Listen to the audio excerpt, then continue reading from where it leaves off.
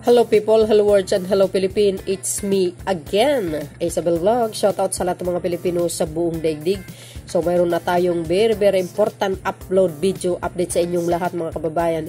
Ito po guys yung sagutan ni Castro ng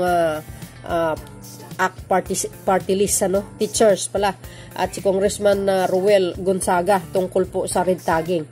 Actually, ang red tagging, tama yung sinabi ni Congressman Gonzaga, hindi naman talaga kriminal, no? Kasi kung ikumpara mo yung red tagging at saka bintang sa isang tao, medyo malayo. Kasi pag sinabi mong bintang, pag nagbibintang ka, ibig sabihin may pruweba. Pero pag sinabi mong red tagging, parang ang dating sa akin akala lang yun. Walang katotohanan. So, tama po yung sinabi na ang red tagging hindi kriminal. So, tingnan nyo mga kababayan, panoorin nyo ang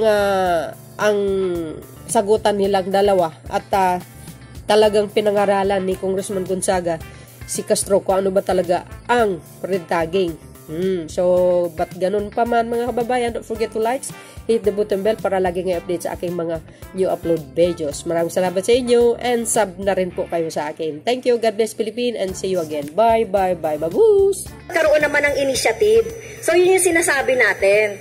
Kung wala yan doon sa mga violation, sinasabi na lang natin na dahil wala naman yan hindi naman yan red tagging, baka pwedeng mag-initiative ang judiciary to define etong sinasabi namin na red tagging na ito dahil marami na pong napahamak, marami nang namatay sa ganitong mga nangyayari po.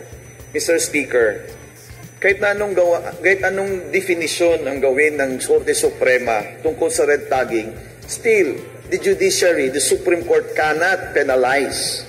Because the Supreme Court cannot make judicial legislation.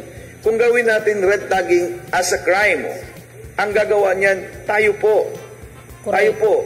Tayo po ang gagawa ng legislasyon, ng batas, making red tagging as a crime. Hindi naman si judiciary, hindi naman si Supreme Court ang gagawa ng batas para dyan. So kung dapat magawa ng inisyatibo para doon sa red tagging na magiging krimen, itayo ho sa legislasyon ang gagawa niyan, Mr. Speaker. I agree po dun sa sinasabi ng ating distinguished sponsor, Mr. Speaker. Kaya marami po tayo ditong mga nakalatag o nakafile na mga nakafile po na mga bills kaugnay ng red tagging, katulad ng noong Human Rights Defenders Bill na kasalukuyan po ay nasa committee at tingin natin ay yun din, magkakaroon din doon yung mga definitions. At yun na lang po siguro dahil hindi naman foreign sa judiciary itong red tagging na ito. At in fact, sinabi ko nga si Justice Leone, nabanggit yan sa isang decision niya, na dapat ay mapag-aralan na rin. Okay? Kasi po, pinag-usapan natin dito yung proteksyon ng ating mga mamamayan sa kanilang mga karapatan. Hindi kami kasali dyan, no? Makakaasa po ba kayo ng commitment na sana ay mapag-aralan din? Kahit na sinasabi natin na wala pa yan doon sa ating mga batas or whatever na mga kung ano-ano po. Asahan niyo po. Next question ko po, Mr. Speaker, distinguished sponsor, ano naman po yung remedies ng ating judiciary regarding doon sa red tagging? Talamak na term, lalong-lalo na po doon sa mga aktivista, sa mga opposition, o hindi nga lang red tagging, Mr. Speaker, terror tagging. Kapag nagsalita ka lang, kumwestiyon ka nga ng kung ano-ano dito, ay terrorist ka na.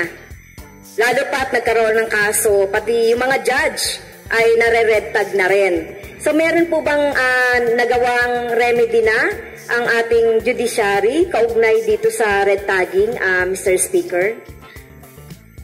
Mr. Speaker, yun naman pong red tagging na sinasabi natin o pinag-uusapan ng bayan, at this moment, si red tagging naman ay hindi isang krimen.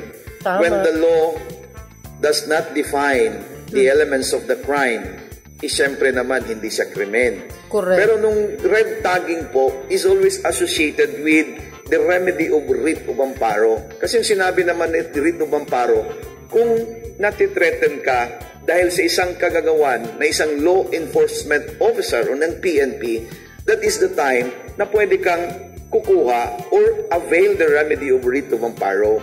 So, ibig sabihin yan, doon po sa factual situation or allegation, talagang makikita natin kung ano ang pwedeng i-entertain ng Korte Suprema, Court of Appeals, or ng regional trial or the lower courts, kumbaga. So, ibig sabihin yan, hindi porke tinawag tayo o nire-red-tag, o ikaw, miyembro ka ng ganito, ikrimen yan.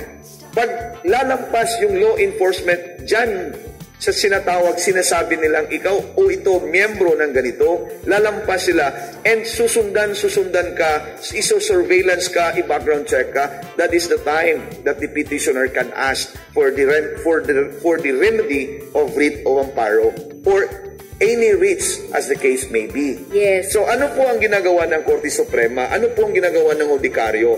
Kung may petition po, pinasusyukos nila yan. There is always an action in response to the petition. For example, in the case of Ms. Badoy, pending before the Supreme Court, pinasyukos ni Supreme Court si Ms. Badoy. That is an actual response of the Supreme Court or the judiciary. So wala pong pinabayaan. Basta may complaint, basta may petisyon darating sa Korte Suprema or sa Hudikaryo, and sa tingin ng Hudikaryo dapat aksyonan, may aksyon. This is the classic example where the Supreme Court shows professionalism and fairness. Thank you po.